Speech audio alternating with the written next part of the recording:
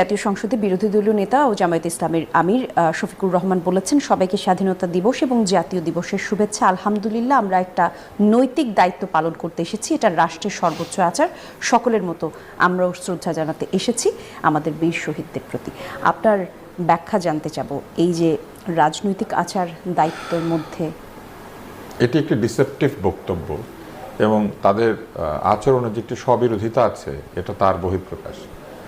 রাষ্ট্রীয় আচার বা দায়িত্ব পালন শুধুমাত্র উনি বিরোধী দলে এসেছেন, এখন নির্বাচিত হয়েছেন, সেই কারণে উনি পালন করবেন। এই আচারটি আমাদের জনগণের শ্রদ্ধা প্রকাশের একটি পদ্ধতি এবং এই দেশে যারা রাজনীতি করবেন তারা বাংলাদেশকে শ্রদ্ধা করবেন, বাংলাদেশের ফাউন্ডিং ফাদারদেরকে শ্রদ্ধা করবেন, বাংলাদেশের জন্য যারা প্রাণ দিয়েছেন, যুদ্ধ করেছেন, তাদেরকে শ্রদ্ধা করবেন। এটা নৈতিক দায়িত্ব হিসেবে শুধুমাত্র উনি আজকে সংসদে গিয়েছেন বা তার দলবল গিয়েছে, উনি প্রধান বিরোধী দল, সেই জন্য যাবেন। এর আগের বছর কি এটা